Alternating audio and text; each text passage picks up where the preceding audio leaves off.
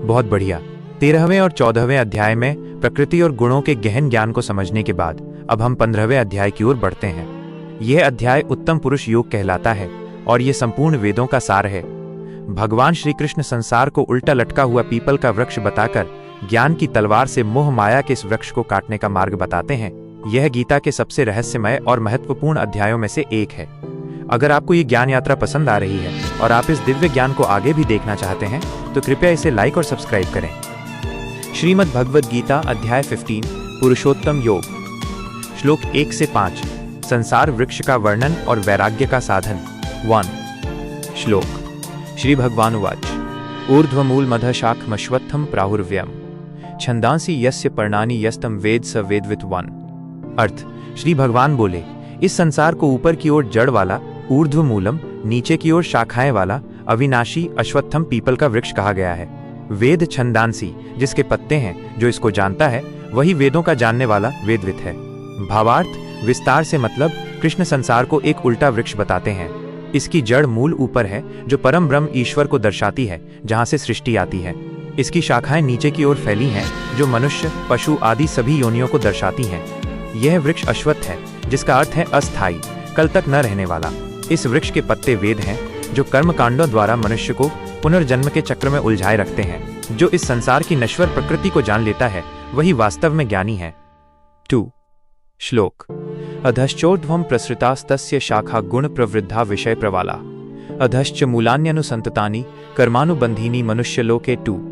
अर्थ, उस वृक्ष की शाखाएं नीचे और ऊपर सभी योनियों में फैली हुई हैं, जो गुणों सत्व रजस तमस द्वारा बढ़ी हुई हैं, और विषय इंद्रिय भोग ही जिनकी कौंपलें हैं, तथा मनुष्य लोक में कर्मों के बंधन में बांधने वाली जड़ें भी नीचे की ओर फैली हैं। भावार्थ, विस्तार से मतलब यह श्लोक संसार वृक्ष का विस्तार से वर्णन करता है। 1 शाखाएं, ये मनुष्य, देवता, पशु आदि योनियां हैं। 2 वृद्धि, ये त्रिगुणों सत्व रजस तमस द्वारा बढ़ती हैं। 3 कौंपलें, इंद्रियों के विषय रूप रस गंध आदि नई इच्छाएं पैदा करके इस वृक्ष को हरा भरा रखते हैं। 4 छोटी जड़ें, मनुष्य लोक में कर्मों फल की इच्छा से किए गए द्वारा छोटी छोटी जड़ें नीचे की ओर फैलती हैं, जो जन्म मृत्यु का कारण बनती हैं। 3 श्लोक। न रूपम स्येह तथोपलभ्यते नान्तो न चादिर्न च संप्रतिष्ठा अश्वत्थमेनं सुविरूढ़ मूलम संग शस्त्रेण दृढ़ेन छित्वा 3। अर्थ, इस संसार वृक्ष का वास्तविक स्वरूप यहाँ इस लोक में उपलब्ध नहीं होता। न इसका अंत है, न इसका आदि है, और न ही इसकी कोई वास्तविक स्थिरता है। इस सुदृढ़ जड़ों वाले अश्वत्थ पीपल को वैराग्य रूपी मजबूत शस्त्र से काटकर। भावार्थ, विस्तार से मतलब कृष्ण कहते हैं कि यह संसार वृक्ष मायावी है। यह अनिश्चित है, न आदि न अंत न स्थिरता, इसलिए इसे तर्क से नहीं बल्कि क्रिया से जीतना होगा। इस वृक्ष की मजबूत जड़ों, वासनाओं और कर्मों की आसक्ति को काटने का एकमात्र उपाय वैराग्य अनासक्ति रूपी तीव्र शस्त्र है। 4 श्लोक।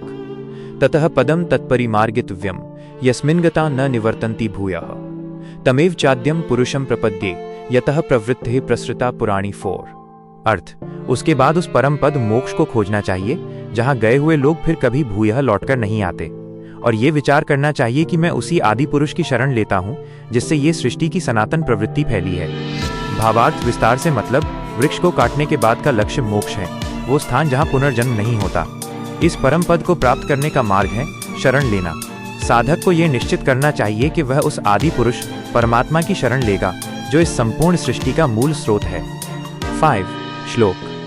निर्माण मोहा जित्संग दोषा अध्यात्म नित्या विनिवृत्त कामाः द्वंद्वैर्विमुक्ताः सुख दुख संगैर्गच्छन्त्य मूढ़ाः पद्मव्ययम् तत् 5। अर्थ, जो मान और मोह से रहित हैं, आसक्ति संग के दोष को जीत चुके हैं, अध्यात्म ज्ञान में निरंतर लगे रहते हैं, जिनकी कामनाएं नष्ट हो चुकी हैं, और जो सुख दुख नामक द्वंद्वों से मुक्त हैं, वे मूढ़ता अज्ञान से रहित ज्ञानी उस अविनाशी परम पद को प्राप्त होते हैं। भावार्थ, विस्तार से मतलब यह श्लोक मोक्ष प्राप्त करने वाले व्यक्ति के लक्षण बताता है। ऐसे लोग अहंकार, मोह, आसक्ति और इच्छाओं से मुक्त होते हैं। वे आंतरिक सुख अध्यात्म में लीन रहते हैं। सबसे महत्वपूर्ण है कि वे सुख और दुख द्वंद्व से प्रभावित नहीं होते। श्लोक 6 से 11। जीवात्मा और परमात्मा का स्वरूप। 6 श्लोक। न तद्भासयते सूर्यो न शशांको न पावकः यद्गत्वा न निवर्तन्ते तद्धाम परमम मम। 6 अर्थ, वह मेरा परम धाम निवास स्थान है जिसे प्राप्त करके लोग लौटकर नहीं आते, उसे न सूर्य प्रकाशित करता है, न चंद्रमा और न अग्नि। भावार्थ, विस्तार से मतलब कृष्ण उस परम लक्ष्य मोक्ष का वर्णन करते हैं जो परमात्मा का धाम है। ये धाम भौतिक प्रकाश सूर्य चंद्रमा पर निर्भर नहीं है, क्योंकि ये स्वयं प्रकाश सेल्फ लुमिनस है। ये सभी भौतिक सीमाओं से परे है। 7 श्लोक। ममेवांशो जीवलोके जीवभूतः सनातनः मनः षष्ठानीन्द्रियाणि प्रकृतिस्थानी कर्षति। 7 अर्थ, इस जीवलोक संसार में जीवात्मा मेरा ही सनातन अंश भाग है। वह प्रकृति में स्थित मन सहित 6 इंद्रियों को अपनी ओर खींचता है। भावार्थ, विस्तार से मतलब कृष्ण एक अत्यंत महत्वपूर्ण रहस्य प्रकट करते हैं। जीवात्मा हम परमात्मा का ही शाश्वत अंश है। हम परमात्मा से अलग नहीं हैं, बल्कि उसी की शक्ति हैं। जब ये अंश शरीर में आता है तो वो मन और 5 इंद्रियों को अपने साथ खींच लेता है और उन्हें विषयों की ओर लगाता है। 8 श्लोक। शरीरम यद्वाप्नोति यच्चाप्युत्क्रामतीश्वर गृहीत्वेतानि संयाति वायुर्गंधानि वाशयात्। 8 अर्थ, यह ईश्वर जीवात्मा जब जिस शरीर को प्राप्त करता है और जब जिस शरीर को छोड़ता है उत्क्रामति, तो वह मन सहित इन इंद्रियों को उसी प्रकार लेकर जाता है जैसे वायु हवा गंधों को फूलों के आश्रय से अपने साथ ले जाती है। भावार्थ, विस्तार से मतलब इस श्लोक में पुनर्जन्म की प्रक्रिया समझाई गई है। जीवात्मा को यहाँ ईश्वर कहा गया है क्योंकि वो अपने छोटे से दायरे का स्वामी है। जब आत्मा एक शरीर छोड़ती है और दूसरे में प्रवेश करती है तो वह सूक्ष्म रूप से मन और इंद्रियों के संस्कार वासना रूपी गंध को अपने साथ ले जाती है। 9 श्लोक। श्रोत्रम चक्षु स्पर्शनम च रसनम घ्राणमेव च अधिष्ठाय मनश्चायम विषयानुपसेवते। 9 अर्थ, यह जीवात्मा कान आंख त्वचा जीभ और नाक को और मन को आधार अधिष्ठाय बनाकर ही विषयों का सेवन भोग करता है। भावार्थ, विस्तार से मतलब आत्मा स्वयं भोग नहीं करती, बल्कि मन और इंद्रियों का आश्रय लेकर संसार के विषयों रूप रस गंध आदि का अनुभव करती है। जीवात्मा ही इंद्रियों के द्वारा कर्मों का फल भोगती है, जिसके कारण वह बंधन में पड़ती है।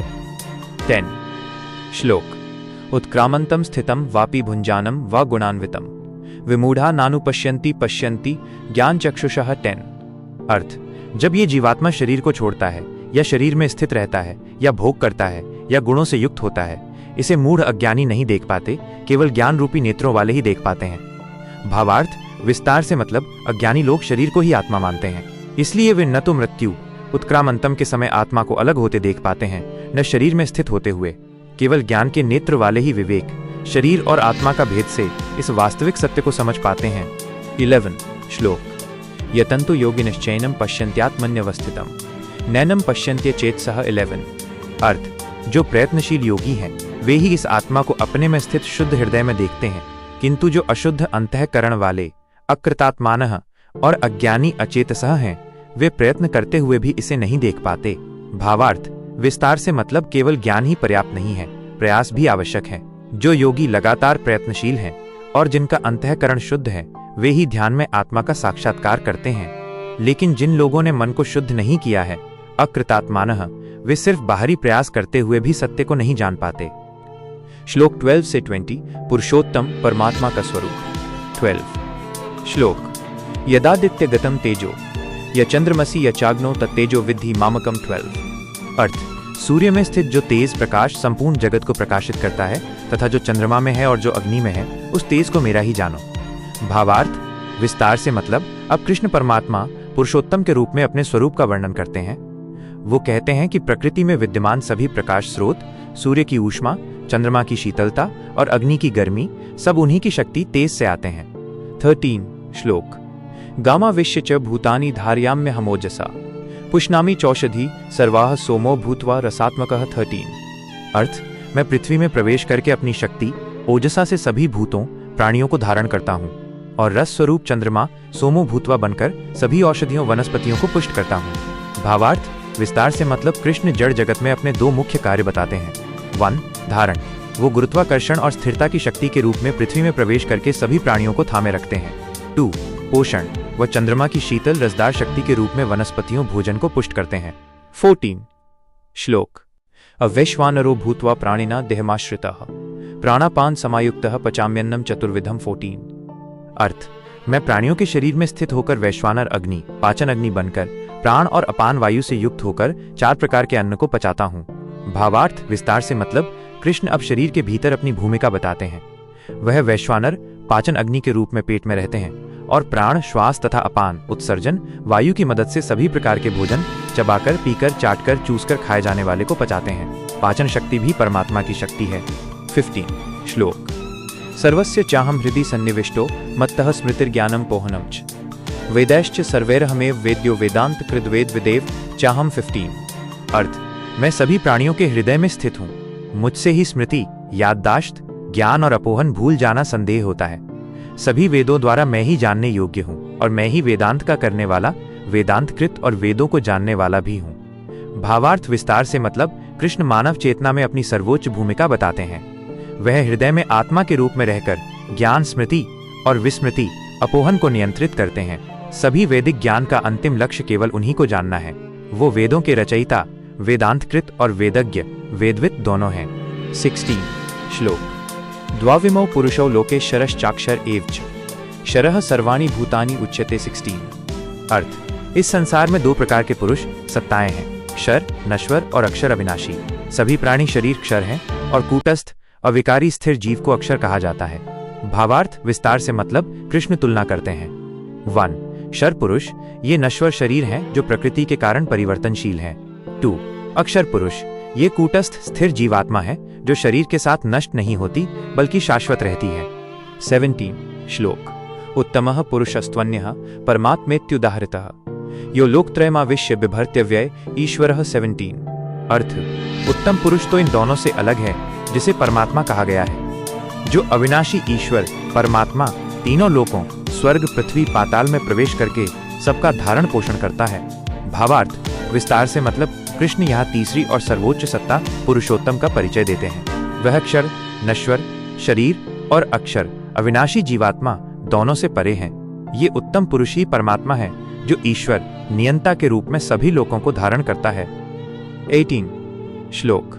चोत्तमः लोके वेदे च प्रथितः पुरुषोत्तमः। 18 अर्थ, चूंकि मैं श्री कृष्ण क्षर नश्वर शरीर से परे हूँ और अक्षर अविनाशी जीवात्मा से भी उत्तम हूँ, इसलिए मैं लोक, संसार में और वेद में पुरुषोत्तम नाम से प्रसिद्ध हूँ। भावार्थ विस्तार से मतलब कृष्ण स्पष्ट करते हैं कि पुरुषोत्तम सर्वश्रेष्ठ पुरुष स्वयं वही हैं।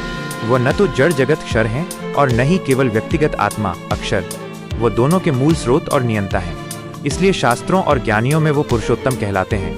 19 श्लोक। यो मामेवं सम्मूढ़ो जानाति पुरुषोत्तमः स सर्वविद् भजति मां सर्वभावेन। भारत। 19 अर्थ, हे भारत, जो मनुष्य मोह से रहित असम्मूढ़ होकर मुझे इस प्रकार पुरुषोत्तम जानता है, वह सर्वज्ञ, सब कुछ जानने वाला है और सभी भावों पूर्ण समर्पण से मेरी ही भक्ति करता है। भावार्थ विस्तार से मतलब पुरुषोत्तम योग का फल यह है कि जिसने कृष्ण को केवल मनुष्य या साधारण आत्मा न मानकर क्षर और अक्षर से परे परमात्मा के रूप में जाना, वह वास्तव में ज्ञानी, सर्वविद है। ऐसा ज्ञानी पूर्ण भक्ति सर्वभावेन के साथ कृष्ण की ही सेवा करता है।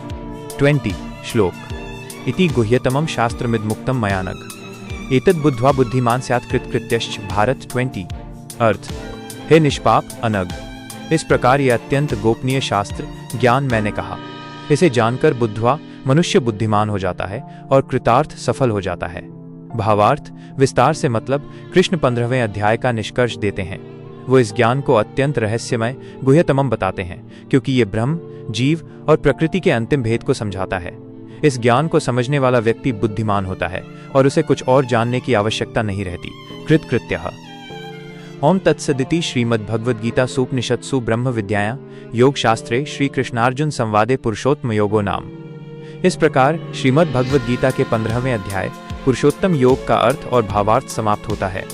मुझे खुशी है कि आप इस ज्ञान को इतनी गहराई से जान रहे हैं। अगर आपको ये प्रस्तुति ज्ञानवर्धक लगी तो कृपया इसे लाइक और सब्सक्राइब करें।